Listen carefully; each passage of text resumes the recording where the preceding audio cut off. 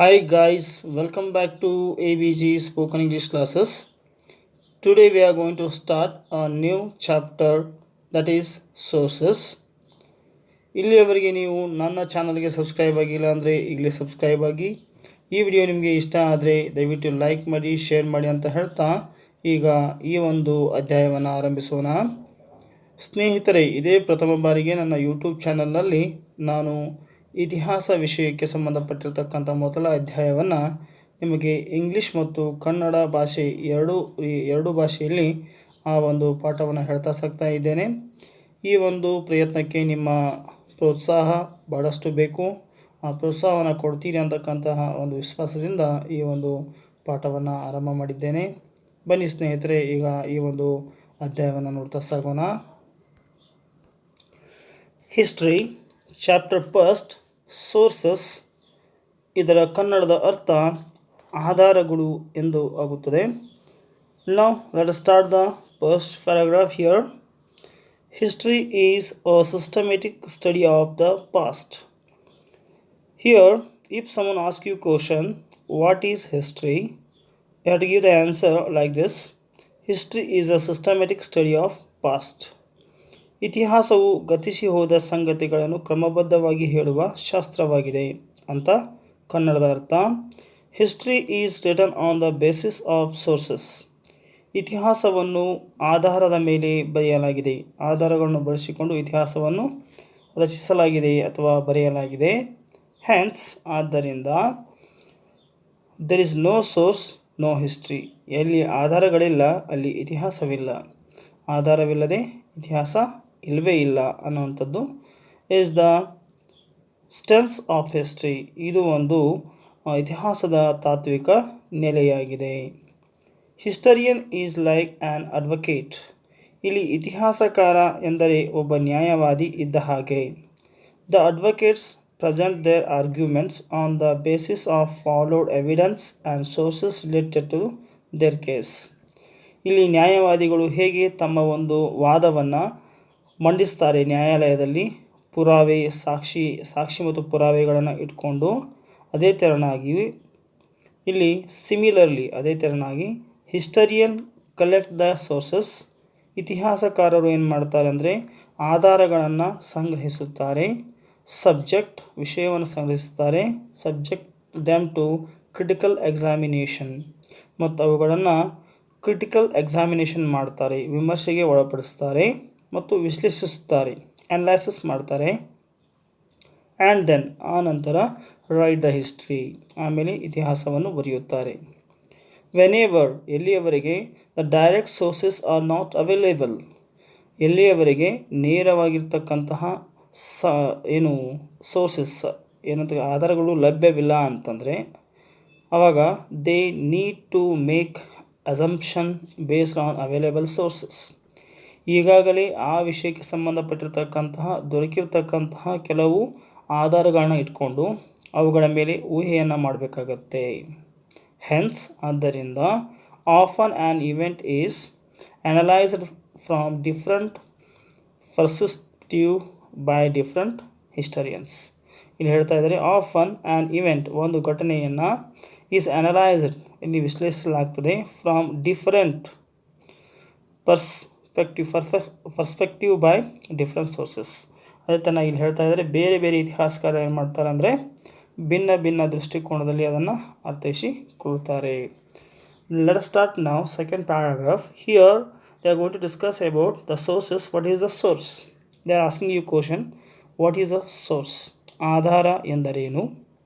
So the answer is here.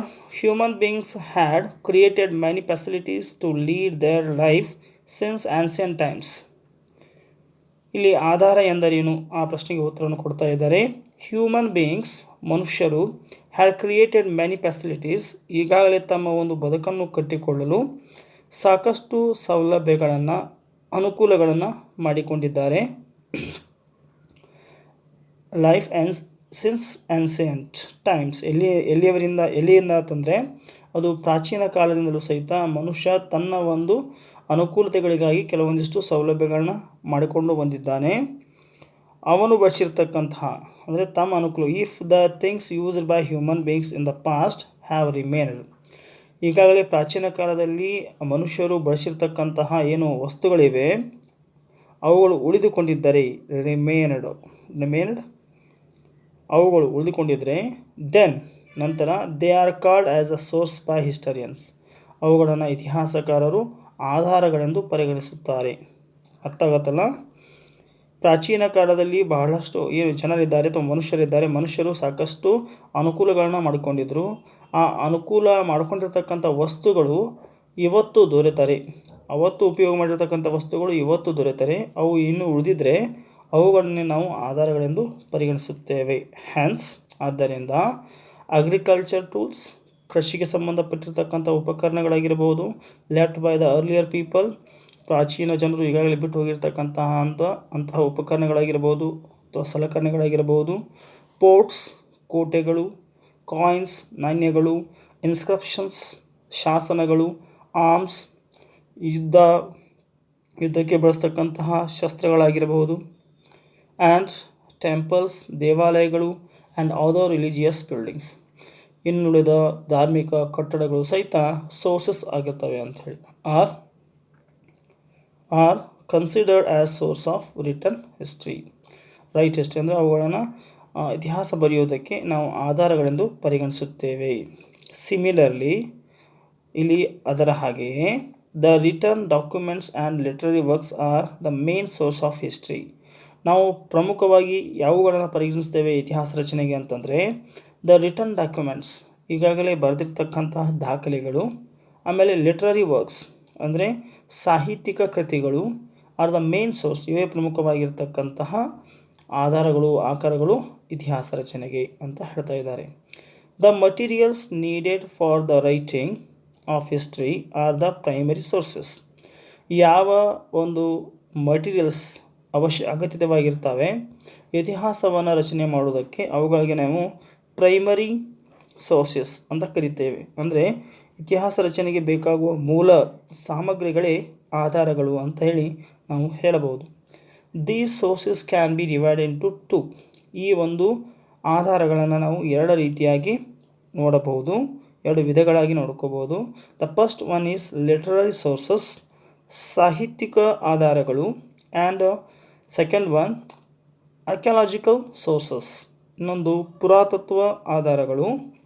So first to take literary sources. There are two types in literary sources. Here we see two types literary sources. The first one is written literature. ಇಲ್ಲಿ ಲಿಖಿತ ಸಾಹಿತ್ಯ and oral literature, ಇಲ್ಲಿ ಮೌಖಿಕ ಸಾಹಿತ್ಯ.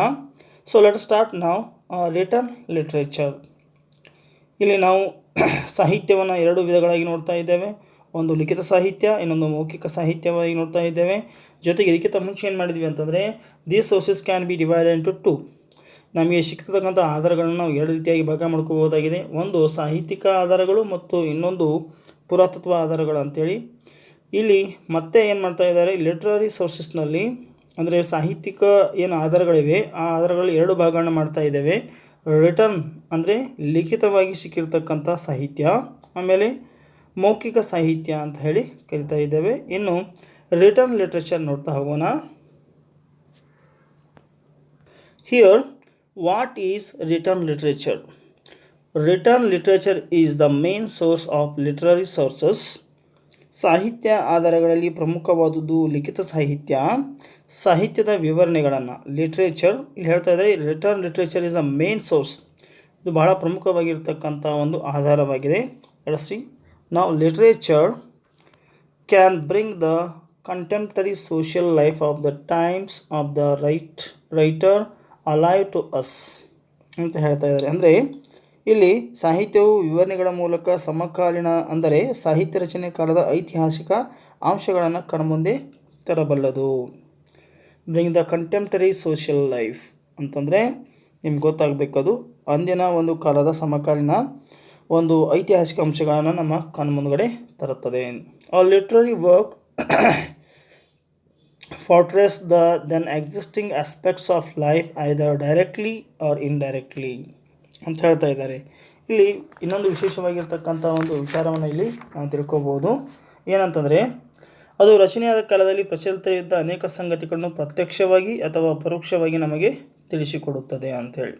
ಅಂದರೆ literary work, ಒಂದು ಸಾಹಿತ್ಯಿಕ ಕೃತಿ, portrays the then existing aspects, ಆ ಒಂದು ಸಮಯದಲ್ಲಿ ಎಕ್ಸಿಸ್ಟ್ ಆಗಿರ್ತಕ್ಕಂಥ, ಅಸ್ತಿತ್ವದಲ್ಲಿರ್ತಕ್ಕಂಥ ಕೆಲವೊಂದಿಷ್ಟು ವಿಚಾರಗಳನ್ನ ನಮಗದು ತಿಳಿಸಿಕೊಡ್ತದೆ. Of life either directly or indirectly, ಅಥವಾ ಪ್ರತ್ಯಕ್ಷವಾಗಿ ಅಥವಾ ಅಪರೋಕ್ಷವಾಗಿ ಅದು ನಮಗೆ ತಿಳಿಸಿಕೊಡ್ತದೆ. There are 2 types in written forms. Here there are 2 types in written literary forms. ಇಲ್ಲಿ ನಾವು ಏನು ಮಾಡ್ಬೋದು ಅಂದರೆ ಸಾಹಿತ್ಯದಲ್ಲಿ 2 ಪ್ರಕಾರಗಳನ್ನ ನೋಡ್ಬೋದು. There are 2 types in written literary forms. ಈಗ ಏನು ಲಿಖಿತವಾಗಿರ್ತಕ್ಕಂಥ ಸಾಹಿತ್ಯ ಇದೆ, ಆ ಸಾಹಿತ್ಯದಲ್ಲಿ 2 ವಿಧಗಳನ್ನ ನೋಡ್ಬೋದು. ಒಂದು native literature, that is called in Kannada ದೇಶೀಯ ಸಾಹಿತ್ಯ, and another one is there that is a foreign literature, that is called ವಿದೇಶಿ ಸಾಹಿತ್ಯ ಅಂತ ಹೇಳ್ಬೋದು. Let us start now. Native literature. The literature created by Indians in a native language is called as the native literature. ಇಲ್ಲಿ the literature created by Indians ಅಂದರೆ ಯಾವ ಸಾಹಿತ್ಯವನ್ನು ಭಾರತೀಯರು ಏನು ಮಾಡಿದ್ದಾರೆ, ರಚನೆ ಮಾಡಿದ್ದಾರೆ, ಅಂತಹ ಸಾಹಿತ್ಯವನ್ನು ನಾವು ದೇಶೀಯ ಸಾಹಿತ್ಯ ಎಂದು ಕರೆಯಬಹುದಾಗಿದೆ. Language is called as the native literature. Literary works in Sanskrita, Prakrit, Kannada, Telugu, Tamil, Hindi, Marathi, Kashmiri, Gujarati, Oriya, and in many other native languages are the sources. And ಇಲ್ಲಿ ನಾವು ಕಂಡುಕೊಳ್ಳಬಹುದಾಗಿರ್ತಕ್ಕಂಥ, ನಾವು ಈ ಒಂದು ದೇಶೀಯ ಸಾಹಿತ್ಯವನ್ನು ಯಾವ ಭಾಷೆಗಳಲ್ಲಿ ಕಂಡುಕೊಳ್ತಾ ಇದ್ದೇವೆ, ಯಾವ ಭಾಷೆಗಳಲ್ಲಿ ಅವು ಲಭ್ಯ ಇವೆ ಅಂತ ಹೇಳಿ ಹೇಳ್ತಾ ಇದ್ದಾರೆ. The literary works in Sanskrit language, Prakrit, Kannada, Telugu, Tamil, Hindi, Marathi, Kashmir, Gujarati, Oriya, and in many other native languages are the sources. ಇಲ್ಲಿ ಅವೇ ಆಧಾರಗಳಾಗಿರುತ್ತವೆ. You have to take the some examples. Kautilya's Arthashastra, ಕೌಟಿಲ್ಯನು ಬರೆದಿರ್ತಕ್ಕಂತಹ ಅರ್ಥಶಾಸ್ತ್ರ ಆಗಿರ್ಬೋದು. ಕಿಂಗ್ ಹಾಲಾಸ್ ಗಾಥಾ ಸಪ್ತಸತಿ, ಹಾಲನ್ನು ಬರೆದಿರ್ತಕ್ಕಂಥ ಗಾಥಾ ಸಪ್ತಸತಿ ಆಗಿರಬಹುದು. ವಿಶಾಖದತ್ತಾಸ್ ಮುದ್ರಾ ರಾಕ್ಷಸ, ವಿಶಾಖದತ್ತನು ಬರೆದಿರ್ತಕ್ಕಂತಹ ಮುದ್ರಾ ರಾಕ್ಷಸ ಆಗಿರ್ಬೋದು. ಕಲ್ಹನಾಸ್ ರಾಜತರಂಗಿಣಿ, ಕಲ್ಹನ ಬರೆದಿರ್ತಕ್ಕಂತಹ ರಾಜತರಂಗಿಣಿ ಆಗಿರ್ಬೋದು. ಆ್ಯಂಡ್ ಬಾಣಭಟ್ಟಾಸ್ ಹರ್ಷಚರಿತ, ಬಾಣಭಟ್ಟರು ಬರೆದಿರ್ತಕ್ಕಂಥ ಹರ್ಷಚರಿತೆ ಆಗಿರ್ಬೋದು. ಆ್ಯಂಡ್ ಚಾಂದ್ ಬರ್ದಾಯಿ ಪೃಥ್ವಿರಾಜ್ ರಾಸೋ, ಚಾಂದ್ ಬರ್ದಾಯಿ ಅವರು ಬರೆದಿರ್ತಕ್ಕಂತಹ ಪೃಥ್ವಿರಾಜ್ ರಾಸು ಆಗಿರ್ಬೋದು. ಪಂಪಾಸ್ ವಿಕ್ರಮಾರ್ಜುನ ವಿಜಯ, ಪಂಪ ಅವರು ಬರೆದಿರ್ತಕ್ಕಂತಹ ವಿಕ್ರಮಾರ್ಜುನ ವಿಜಯ ಆಗಿರ್ಬೋದು. ಆ್ಯಂಡ್ ಸಂಗಮ ಲಿಟ್ರೇಚರ್ ಅಂತ ಬರುತ್ತೆ ತಮಿಳುನಾಡಿನಲ್ಲಿ, ದ್ಯಾಟ್ ಸಂಗಮ ಲಿಟ್ರೇಚರ್, ಸಾಹಿತ್ಯ, ಸಂಗಮ ಸಾಹಿತ್ಯ. And many other such literary works can be named as native literature. ಇಲ್ಲಿ ಕೊಟ್ಟಿರ್ತಕ್ಕಂಥ ಅಷ್ಟು ಕೃತಿಗಳೆಲ್ಲವೂ ಸಹಿತ ದೇಶೀಯ ಸಾಹಿತ್ಯದಲ್ಲಿ ಬರ್ತವೆ. These works portray then a contemporary social, religious, economic, cultural and political life of people. ಈ ಒಂದು ಏನು ಮಾಡ್ತವೆ ಅಂದರೆ, ಈ ಒಂದು ರಚನೆಗಳು, ಈ ಒಂದು ಕಾಲದಲ್ಲಿ ನಡೆದಿರ್ತಕ್ಕಂಥ ಸಾಹಿತ್ಯಿಕ ರಚನೆಗಳು ಸಾಮಾಜಿಕ, ಧಾರ್ಮಿಕ, ಆರ್ಥಿಕ, ಸಾಂಸ್ಕೃತಿಕ, ರಾಜಕೀಯ, ಆಡಳಿತ ಈ ಸಂಗತಿಗಳ ಚಿತ್ರವನ್ನು ನಮಗೆ ತಂದುಕೊಡುತ್ತವೆ ಅಂತ ಹೇಳ್ತಾ ಇದ್ದಾರೆ. Let us start now the foreign literature. ಇಲ್ಲಿ ವಿದೇಶಿ ಸಾಹಿತ್ಯ ಎಂದರೇನು ಅಂತಕ್ಕಂಥ ಪ್ರಶ್ನೆ ಬಂದಾಗ, many foreigners who visited India as travellers, ambassadors, businessmen, officials and missionaries have recorded their observation and experience in their works. ನಮ್ಮ ದೇಶಕ್ಕೆ, ಭಾರತ ದೇಶಕ್ಕೆ ಭೇಟಿ ಕೊಟ್ಟಿರ್ತಕ್ಕಂತಹ ಭಾಳ ಜನ ಏನಿದ್ದಾರೆ, ವಿದೇಶಿಗಳಿದ್ದಾರೆ.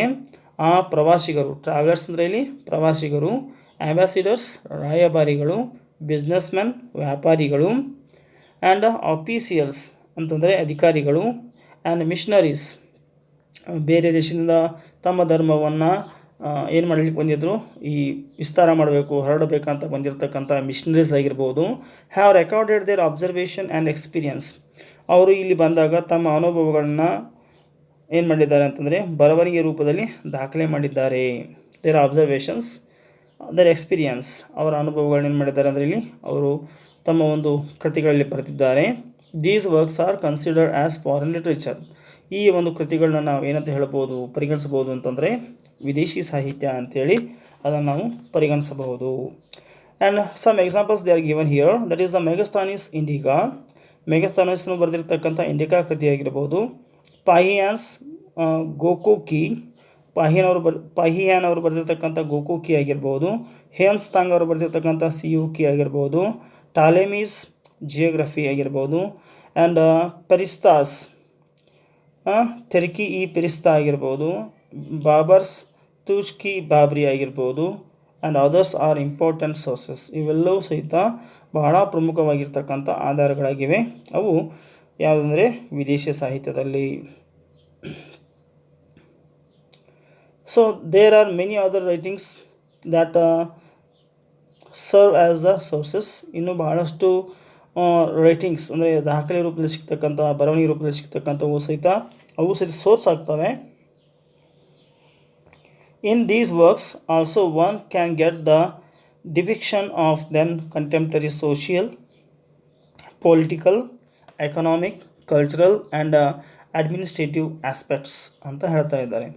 ಇಲ್ಲಿ ವಿಶೇಷವಾಗಿ ಏನು ಹೇಳ್ತಾ ಇದ್ದಾರೆ ಅಂದರೆ, ಇವುಗಳ ಹೊರತಾಗಿಯೂ ಸಹಿತ ಇನ್ನೂ ಅನೇಕ ಗ್ರಂಥಗಳು ಈ ಸಾಲಿಗೆ ಸೇರುತ್ತವೆ.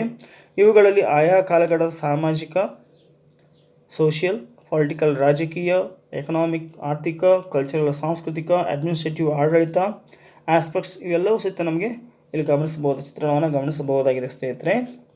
ಹಿಯರ್ ಇದರಲ್ಲಿ ಸ್ವಲ್ಪ ಏನಿದಾವೆ ಅಂದರೆ ಡಿಫಾಲ್ಟ್ಸ್ ಇದ್ದಾವೆ. ಇಲ್ಲಿ exaggeration, hyperbole and loyal to the one's master are apparent in a native literature. ನಾವು ಸ್ವದೇಶ ಸಾಹಿತ್ಯದಲ್ಲಿ ಇವನ್ನೆಲ್ಲ ನೋಡ್ಬೋದು. ಅಲ್ಲಿರ್ತಕ್ಕಂಥ ತಮ್ಮ ರಾಜನನ್ನು ಎಕ್ಸಾಗ್ಸರೇಟ್ ಮಾಡ್ತಕ್ಕಂಥದ್ದು, ಹೊಗಳಿ ಬರೆದಿರ್ತಕ್ಕಂಥದ್ದು, ಅತಿಶೋಕ್ತಿ ಮಾಡಿ ಬರೆದಿರ್ತಕ್ಕಂಥದ್ದು, ಆಮೇಲೆ ಹೈಪರ್ಬೋಲ್ ಉತ್ಪ್ರೇಕ್ಷೆ ಮಾಡಿ ಬರೆದಿರ್ತಕ್ಕಂಥದ್ದು, ಆ್ಯಂಡ್ ಲಾಯಲಿಟಿ ಸ್ವಾಮಿ ನಿಷ್ಠೆ ಅಂತ ಹೇಳ್ತೇವೆ ಅಂಶಗಳು ಏನಾಗ್ತದೆ ತೀವ್ರವಾಗಿವೆ ಅಂತ ಹೇಳ್ತಾ ಇದ್ದಾರೆ. ಯಾಕಂದರೆ ಈಗ ಒಬ್ಬ ರಾಜನ ಆಸ್ಥಾನದಲ್ಲಿ ಒಬ್ಬ ಕವಿ ಇದ್ದರೆ ಆ ರಾಜನನ್ನು ಹೊಗಳಿ ಆತ ಉತ್ಪ್ರೇಕ್ಷೆ ಮಾಡಿ ಆತನನ್ನು ಏನು ಮಾಡಿರ್ತಾರೆ ಅಂತಂದರೆ ಅತಿಶೋಕ್ತಿ ಮಾಡಿ ಬರೆದಿರ್ತಕ್ಕಂತಹ ಘಟನೆಗಳನ್ನು ನಾವು ನೋಡ್ಬೋದು. ಅವುಗಳನ್ನು ಸಹಿತ ನಾವು ಸ್ವಲ್ಪ ಎಚ್ಚರಿಕೆಯಿಂದ ಗಮನಿಸಬೇಕಾಗತ್ತೆ.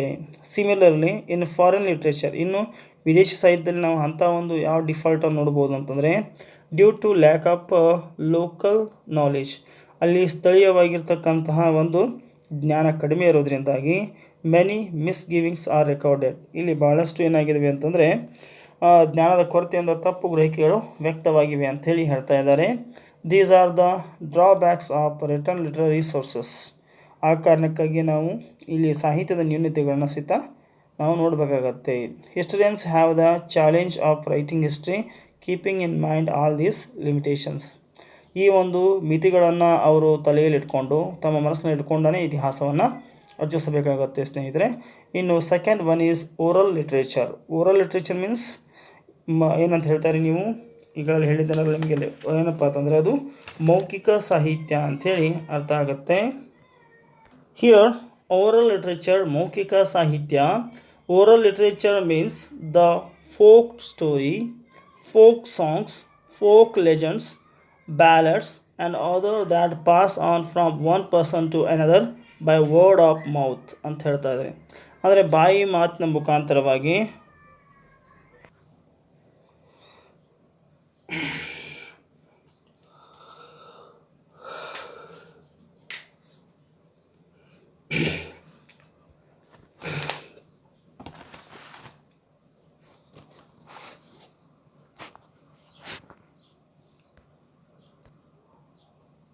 ಆರ್ಕಿಯಾಲಜಿಕಲ್ ಸೋರ್ಸಸ್ ಅಂದರೆ ಪುರಾತತ್ವ ಆಧಾರಗಳು.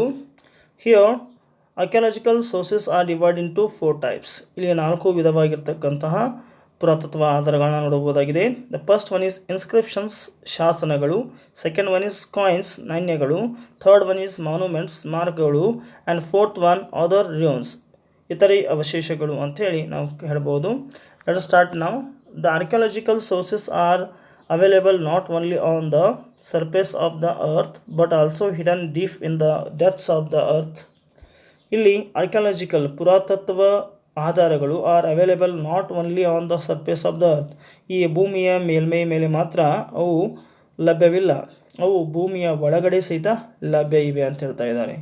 Of the earth but also hidden deep, in the depths of the earth ಅಂತ ಹೇಳ್ತಾ ಇದ್ದಾರೆ.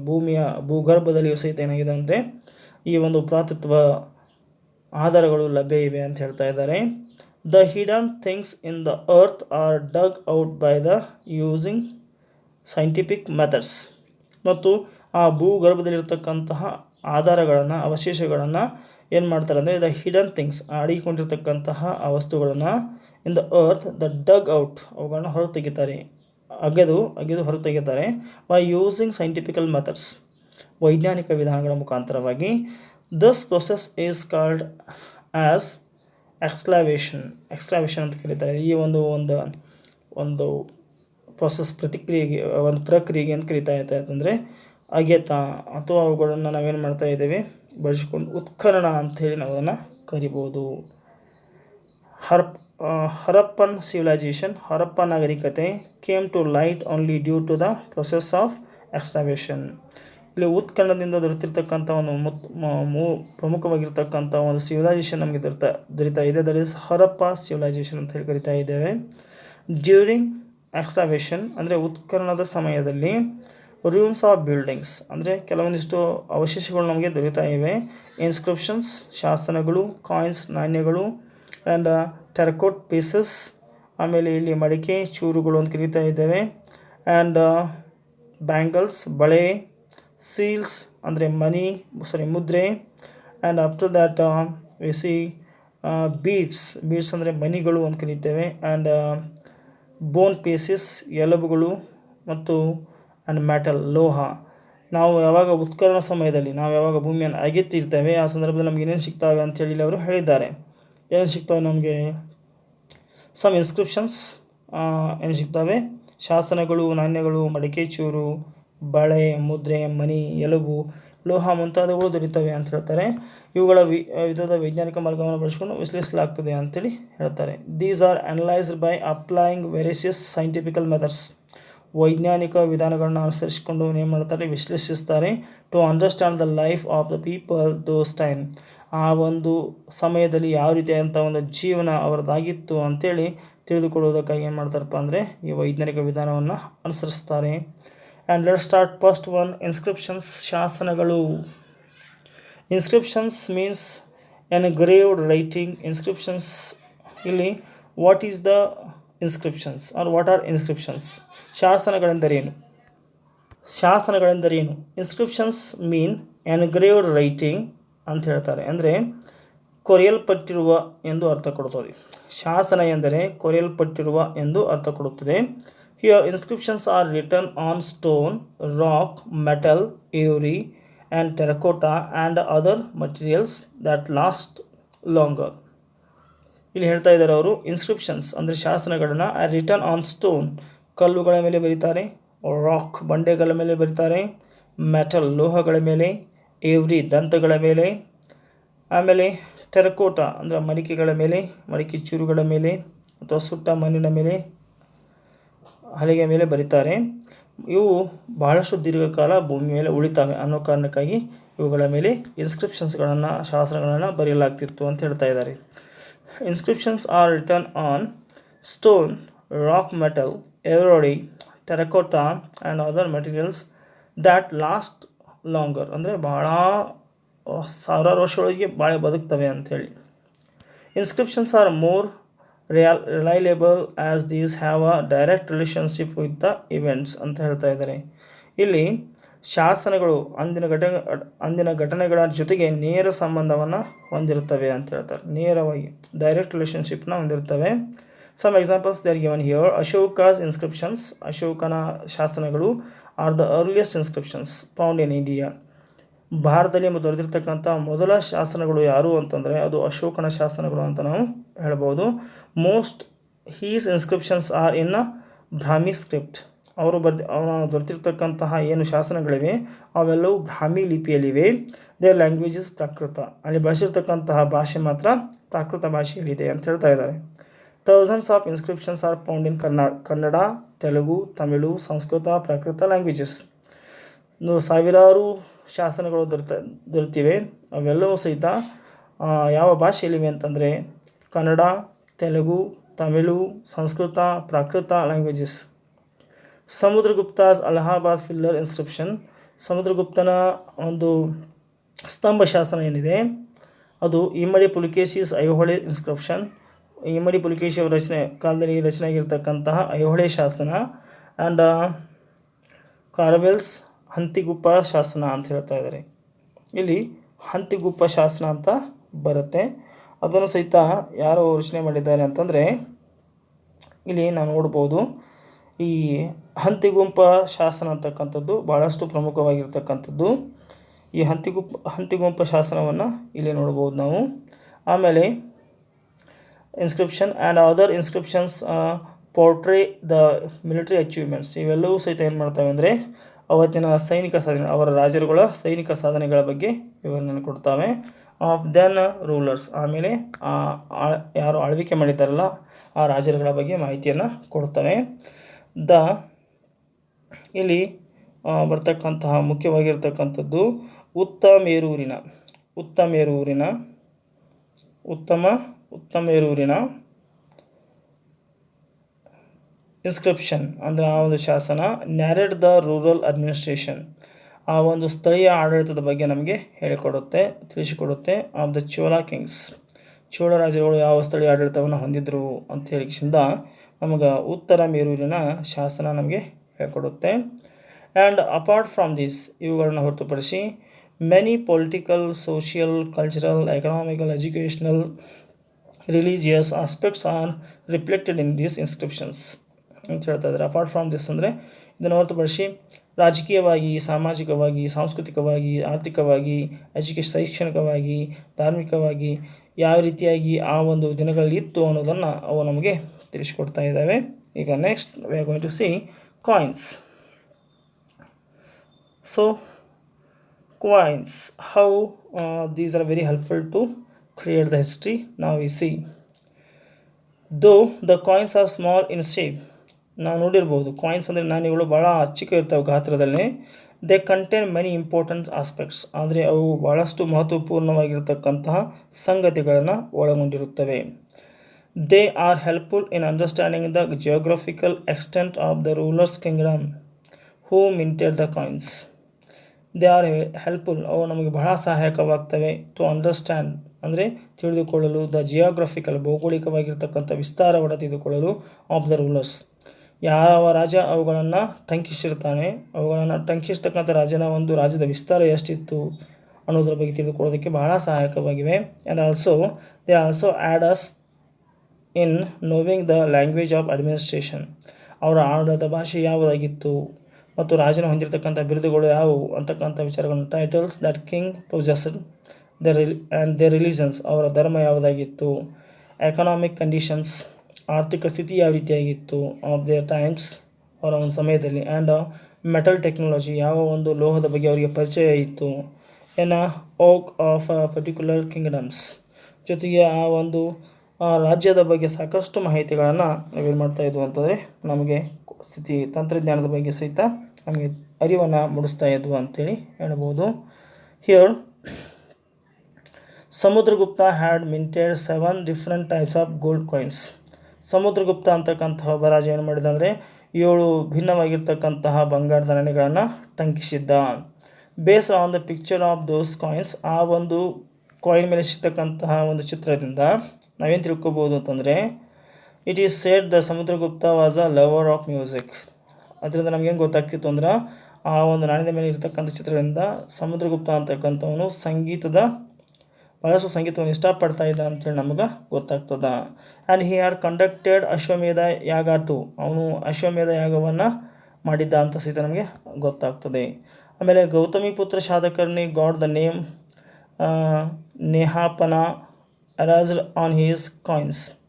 ಇಲ್ಲಿ ಸಮುದ್ರಗುಪ್ತ ಅಂತಕ್ಕಂಥವನು ಏನು ಮಾಡಿದ್ದ ಅಂತಂದರೆ ಗೌತಮಿ ಪುತ್ರ ಶಾತಕರ್ಣಿ ಏನು ಮಾಡಿದಪ್ಪ ಅಂದರೆ ನಹಪಾನ ನಾಣ್ಯಗಳ ಮೇಲಿದ್ದಂತಹ ಅವನ ಹೆಸರನ್ನು ಅಳಕಿಸಿ ಏನು ಮಾಡಿದ್ದ, ತನ್ನ ಹೆಸರನ್ನು ಟಂಕಿಸಿದ್ದ ಅಂತ ಅರ್ಥ ಆಗುತ್ತೆ. Here next you see Nahapana erased on his coins and engraved his name on them. ಅವುಗಳ ಹೆಸರು ಗೌತಮಿ ಪುತ್ರ ಶಾತಕರ್ಣಿ ಏನು ಮಾಡಿದ್ದ, ಈ ನಹಪಾನ ನಾಣ್ಯಗಳನ್ನು ಬಳಸಿಕೊಂಡು ಅವನ ಹೆಸರನ್ನು ಅಳಿಸಿಬಿಟ್ಟು ತನ್ನ ಹೆಸರನ್ನು ಬಳಸಿಕೊಂಡಿರ್ತಕ್ಕಂಥದ್ದನ್ನು ನಾವು ನೋಡ್ಬೋದು. ಇದರ ಅರ್ಥ ಏನಾಗುತ್ತೆ ಅಂತಂದರೆ ನಹಪಾನನನ್ನು ಗೌತಮಿಪುತ್ರ ಶಾತಕರ್ಣಿ ಸೋಲಿಸಿದ ಅಂತೇಳಿ ನಮಗೆ ಅರ್ಥ ಆಗುತ್ತೆ. This supports the view of Gautamiputra had defeated the Nahapana. The availability of Roman coins in Bengaluru proves the fact that the religion has trade link with the Romans. ಈ ಬೆಂಗಳೂರು ಅಂತಕ್ಕಂಥ ನಗರದಲ್ಲಿ ನಮಗೇನು ಸಿಕ್ಕಿದ್ದಾವೆ ಅಂತಂದರೆ ರೋಮನ್ನ ಒಂದಿಷ್ಟು ನಾಣ್ಯಗಳು ಸಿಕ್ಕಿವೆ. ರೋಮನ್ ಅಂದರೆ ರೋಮ್ನ ಕೆಲವೊಂದಿಷ್ಟು ನಾಣ್ಯಗಳು ಲಭ್ಯವಾಗಿವೆ.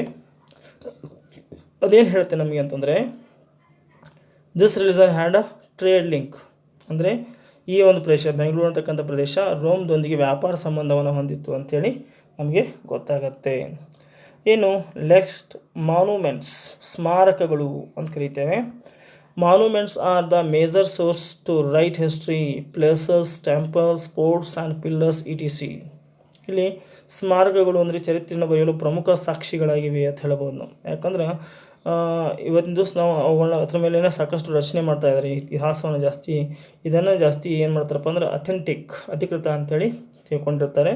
Monuments are the major sources in the to write history. Examples: places, palaces, ಅರಮನೆಗಳು, ಟೆಂಪಲ್ಸ್ ಮೀನ್ಸ್ ದೇವಾಲಯಗಳು, forts and pillars. Forts means already ಕೋಟೆಗಳು, ಆ್ಯಂಡ್ ಪಿಲ್ಲರ್ಸ್ ಮೀನ್ಸ್ ಸ್ತಂಭಗಳು. Are the monuments only here. ನಾವಿಲ್ಲಿ ನೋಡ್ಬೋದು ಏನಂತಂದರೆ ವಿಜಯಪುರದ ಗೋಲು ಗುಮ್ಮಟವನ್ನು ಮೆಹರೂಲಿಯ ವಿಜ್ಞಾನ, ಮೆಹರೂಲೀಸ್ ಅಂತ ಹೇಳ್ತೇವೆ. ಮೆಹರೂಲೀಸ್ ಐರಾನ್ ಪಿಲ್ಲರ್ ಅಂದರೆ ಕಬ್ಬಿಣದ ಸ್ತಂಭ ಇದೆ. And Vijayapura's whispering gallery, whispering Gol Gumbaz ಅಂದರೆ ವಿಸ್ಪರಿಂಗ್ ಅಂದರೆ ಗೊತ್ತಾಗತ್ತಲ್ಲ ನಿಮಗೆ, ಪಿಸುಮಾತಿನ ಮೊಗಸಾಲೆ ಅಂತ ಕರಿತೇವೆ ಗೋಲ್ ಗುಮ್ಮಟದಲ್ಲಿರ್ತಕ್ಕಂಥದ್ದು. Are the evidence of the maturity of the science and the technical knowledge. ಇವೇನು ತೋರಿಸ್ತಾವೆ ಅಂದರೆ ಆ ಒಂದು ಸಮಯದಲ್ಲಿರ್ತಕ್ಕಂಥ ತಾಂತ್ರಿಕತೆ ಮತ್ತು ವಿಜ್ಞಾನದ ಬಗ್ಗೆ ನಮಗೆ ಸಾರಿ ಹೇಳುತ್ತವೆ. Shahjahan's Taj Mahal tells the story of love. Shahjahan ಕಟ್ಟಿಸಿರ್ತಕ್ಕಂಥ ತಾಜ್ ಮಹಲ್ ಏನು ಮಾಡುತ್ತೆ, ಪ್ರೀತಿಯ ಬಗ್ಗೆ ಕಥೆಯನ್ನು ಹೇಳುತ್ತೆ. ಆ್ಯಂಡ್ ಚಿತ್ತೋರ್ಸ್ ವಿಜಯಸ್ತಂಭ, ಚಿತ್ತೋಡದ ವಿಜಯಸ್ತಂಭ ವಿಕ್ಟ್ರಿ ವಿಲ್ಲರ್ ಅಂತ ಕರೀತಾ ಇದ್ದೇವೆ. ಟೆಲ್ ದ ವಿಕ್ಟ್ರಿ ಆಫ್ ರಾಣಾಕುಂಭನ ಒಂದು ವಿಜಯದ ಬಗ್ಗೆ ಹೇಳುತ್ತದೆ. The cave pictures and engraving on the Elephanta, Ellora and Ajanta narrates the mystery over painting and sculpture during their time. ಈ ಎಲ್ಲೋರಾ, ಅಜಂತಾ ಮತ್ತು ಇತರೆ ಗುಹಾ ದೇವಾಲಯಗಳಿರ್ತಕ್ಕಂಥ ಬಣ್ಣದ ಚಿತ್ರಗಳನ್ನ ನೋಡ್ಬೋದು. ಅದರಿಂದ ಅಲ್ಲಿ ಯಾವ ರೀತಿಯಾಗಿರ್ತಕ್ಕಂಥ ಒಂದು ಸಂಸ್ಕೃತಿ ಇತ್ತು, ಯಾವ ರೀತಿಯಾಗಿರ್ತಕ್ಕಂಥ ಒಂದು ಚಿತ್ರಗಳನ್ನು ರಚನೆ ಮಾಡ್ತಾಯಿದ್ರು ಅಂಥೇಳಿ ನಮಗೆ ಗೊತ್ತಾಗುತ್ತೆ. ಆಮೇಲೆ the temples Aihole and Pattadakal narrate the mystery of our paintings and sculpture during the time. The temples of Aihole and Pattadakallu explain the evolution of Indian temple architecture. ಯಾವ ಒಂದು ವಾಸ್ತುಶಿಲ್ಪವನ್ನು ಬಳಸಿಕೊಂಡು ಇವತ್ತು ಐಹೊಳೆ ಪಟ್ಟದಕಲ್ಲುಗಳ ಒಂದು ದೇವಾಲಯಗಳನ್ನು ನೋಡಬಹುದು ನೀವು. ಆ ಒಂದು ಅವು ವಾಸ್ತುಶಿಲ್ಪದ ಒಂದೇನಾಗಿವೆ ಅಂತಂದರೆ ಶಿಲ್ಪಕಲೆ, ಉಬ್ಬು ಶಿಲ್ಪಕಲೆಯ ಬಗ್ಗೆ ಭಾಳಷ್ಟು ಏನು ಮಾಡ್ತವೆ ಅಂದರೆ ನಮಗೆ ಮಾಹಿತಿಯನ್ನು ಕೊಡ್ತವೆ. The monuments of Nalanda and architecture of madrasas ಅಂದರೆ ಈ ನಲಂದ ಅಂತಕ್ಕಂಥ ವಿಶ್ವವಿದ್ಯಾನಿಲಯ ಇತ್ತಲ್ಲ ಅದು, ದ ಯೂನಿವರ್ಸಿಟಿ ಆ್ಯಂಡ್ ಆರ್ಕಿಟೆಕ್ಚರ್ ವಾಸ್ತುಶಿಲ್ಪ ಮದ್ರಾಸಾಗಳ ಒಂದು ಏನಿದೆ ಅಲ್ಲಿ ಇರ್ತಕ್ಕಂಥ ಒಂದು ಆರ್ಕಿಟೆಕ್ಚರನ್ನು ನೋಡಿದಾಗ, ವಾಸ್ತುಶಿಲ್ಪವನ್ನು ನೋಡಿದಾಗ built by the Gawan in ಬೀದರ್ನಲ್ಲಿ ಕಟ್ಟಿರ್ತಕ್ಕಂಥ ಒಂದು ಮದ್ರಸ ನೋಡ್ಬೋದು. ಆಮೇಲೆ narrate the importance given to education during those days. ಆ ದಿನಗಳಲ್ಲಿ ಯಾವ ರೀತಿಯಂಥ ಶಿಕ್ಷಣಕ್ಕೆ ಮಹತ್ವ ಕೊಟ್ಟಿದ್ರು ಅಂತಕ್ಕಂಥದ್ದು ನಮಗಿಲ್ಲಿ ಅರ್ಥ ಆಗುತ್ತೆ. The port of Srirangapatna explain the ಅಕಾಂಪ್ಲಿಷ್ಮೆಂಟ್ಸ್ in the area of defence. ಇಲ್ಲಿ ಶ್ರೀರಂಗಪಟ್ಟಣದಲ್ಲಿರ್ತಕ್ಕಂಥ ಕೆಲವೊಂದಿಷ್ಟು ಅಕಾಂಪ್ಲಿಷನ್ನು ನೋಡಿದಾಗ ಅಂದರೆ ಶ್ರೀರಂಗಪಟ್ಟಣದಲ್ಲಿರ್ತಕ್ಕಂಥ ರಕ್ಷಾ ತಂತ್ರಜ್ಞಾನವನ್ನು ಕೌಶಲ್ಯವನ್ನು ನಾವು ನೋಡ್ಬೋದಾಗಿದೆ. ಯಾಕಂತಂದ್ರೆ ಅಲ್ಲಿ ಬಳಸ್ತಕ್ಕಂಥ ಕೆಲವೊಂದಿಷ್ಟು ವಿಜ್ಞಾನ ಟಿಪ್ಪು ಸುಲ್ತಾನ ಕಾಲದಲ್ಲಿ ಒಂದಿಷ್ಟು ಏನು ಮಾಡಿದ್ರಂತಂದರೆ ಈ ವಿಜ್ಞಾನ ಮತ್ತು ತಂತ್ರಜ್ಞಾನ ಭಾಳಷ್ಟು ಮುಂದುವರೆದಿತ್ತು ಅಂತ ನಾವು ಹೇಳ್ಬೋದಾಗಿದೆ. Thus the monuments through light on their contemporary religious aspects. ಮತ್ತೇನು ಮಾಡ್ತಾರೆ ಆ ಒಂದು ಸಮಕಾಲೀನದಲ್ಲಿ ಏನೇನಾಯಿತು, ಧಾರ್ಮಿಕವಾಗಿರ್ತಕ್ಕಂಥ ಯಾವ ರೀತಿಯಾಗಿತ್ತು, ಧಾರ್ಮಿಕ ಒಂದು ಸ್ಥಿತಿ ಹೆಂಗಿತ್ತು, ಟೆಕ್ನಾಲಜಿ ಹೆಂಗಿತ್ತು, ತಂತ್ರಜ್ಞಾನ ಹೆಂಗಿತ್ತು, ಆಮೇಲೆ ಆರ್ಥಿಕತೆ ಹೆಂಗಿತ್ತು, ವೈಜ್ಞಾನಿಕ ಜ್ಞಾನ ಯಾವ ರೀತಿಯಾಗಿತ್ತು, ಕ್ರಿಯೇಟಿವಿಟಿ ಅಚೀವ್ಡ್ ಆ ರೀತಿಯಲ್ಲಿ ಅಲ್ಲಿ ಯಾವ್ಯಾವ ರೀತಿಯಾಗಿರ್ತಕ್ಕಂಥ ಇದ್ದು ಅಂತಂದರೆ ಸಾಮಾಜಿಕ ಆರ್ಥಿಕ ಇತರೆ ಸ್ಥಿತಿಗಳು ಯಾವ ರೀತಿಯಾಗಿದ್ದು ಅಂಥೇಳಿ ಅದು ಬೆಳಕು ಚೆಲ್ಲುತ್ತೆ. ಇನ್ನು last one is the other remains ಅಂತಂದರೆ ಇತರೆ ಅವಶೇಷಗಳು ಅಂತ ಹೇಳ್ತಾ ಇದ್ದಾರೆ. Based on the various species of terracotta, bangles, beads and seal produced during the examination, one can understand the socio-culture, economical, political, religious life of the people. ಇಲ್ಲಿ ನಾವೇನು ಹೇಳ್ಬೋದು ಅಂದರೆ ಉತ್ಖನನ ಸಂದರ್ಭದಲ್ಲಿ ದೊರೆತಿರ್ತಕ್ಕಂಥ ಮಡಿಕೆ ಚೂರು ಆಗಿರ್ಬೋದು, ಮಣಿ, ಮುದ್ರೆ, ಲೋಹದ ತುಣುಕುಗಳಾಗಿರ್ಬೋದು, ಈ ಎಲ್ಲ ಅವಶೇಷಗಳ ಸಹಾಯದಿಂದ ಅಂದಿನ ಸಾಮಾಜಿಕ, ಆರ್ಥಿಕ, ಸಾಂಸ್ಕೃತಿಕ, ಧಾರ್ಮಿಕ ಜನಜೀವನ ಮಾತ್ರವಲ್ಲದೆ ವ್ಯಾಪಾರ, ವ್ಯವಹಾರ, ಆಹಾರ ಪದ್ಧತಿ ಯಾವ ರೀತಿಯಾಗಿತ್ತು ಅಂತೇಳಿ ನಾವು ಅಂಡರ್ಸ್ಟ್ಯಾಂಡ್ ಮಾಡ್ಕೋಬೋದು. ನಾಟ್ ಓನ್ಲಿ ದಿಸ್, ಇದಷ್ಟೇ ಅಲ್ಲ, one can also understand the food habits and pattern of the business of this time by applying carbon fourteen dating produce on ಅಂತ ಹೇಳ್ತಾ ಇದ್ದಾರೆ. ಇಲ್ಲಿ ದ ಬಯಾಲಜಿಕಲ್ ರಿಯೂನ್ಸ್ ಅಂದರೆ ಈ ಜೈವಿಕವಾಗಿರ್ತಕ್ಕಂತಹ ಏನು ಸತ್ತ ಪ್ರಾಣಿಗಳ ಮೇಲೆ ಈ ಒಂದು C14 ಮತ್ತು C12 ಅಂತ ಬರುತ್ತೆ. ಅದನ್ನು ನಾವು ಅಪ್ಲೈ ಮಾಡೋದ್ರಿಂದ ಕಾರ್ಬನ್ನ ಲೆವೆಲನ್ನು ನೋಡ್ಕೊಳ್ಳೋದ್ರಿಂದ ಅದು ಎಷ್ಟು ವರ್ಷ ಹಿಂದಿನ ಒಂದು ಪಳಿಯುಳಿಕೆ ಆಗಿರುತ್ತೆ ಅಂತೇಳಿ ನಮಗದು ಗೊತ್ತಾಗುತ್ತೆ. Dead animals or dead birds or trees found in those sites one can arrive at the accurate period of remains. ಆ ಅವಶೇಷಗಳು ಎಷ್ಟು ವರ್ಷ ಹಿಂದಿನವು ಅಂತ ನಾವು ಕಂಡುಹಿಡಿಯಬಹುದಾಗಿದೆ. Buddha stupas came to light during excavation at Sannati in Yadgiri district and Rajaghatta of Doddaballapura taluk. In this excavation conducted at the Arikmeda and Pattanam in Tamil Nadu, a large number of evidences were found that speak a commercial extent between South India and Romans. ಈ ದಕ್ಷಿಣ ಭಾರತ ಮತ್ತು ರೋಮನರ ವಿದ್ಯೆ ಯಾವ ರೀತಿಯಾಗಿರ್ತಕ್ಕಂಥ ವ್ಯಾಪಾರ ಸಂಬಂಧ ಇತ್ತು ಅನ್ನೋದ್ರ ಬಗ್ಗೆ ಇವು ಉತ್ಖನನಗಳು ಬೆಳಕನ್ನು ಚೆಲ್ಲುತ್ತವೆ. Like this the remains found at excavation tells many things that were lost over a period of time. ಈಗ ಕಾಲಾಂತರದಲ್ಲಿ ಅದೃಶ್ಯಗೊಂಡ ಸಂಗತಿಗಳನ್ನು ಸಹಿತ ಇವು ನಮಗೆ ತಿಳಿಸಿಕೊಡುತ್ತವೆ. Okay dear friends, thanks a lot to watch this video, and if you are not now subscribed my channel, please subscribe my channel and click the bell button, and thanks a lot.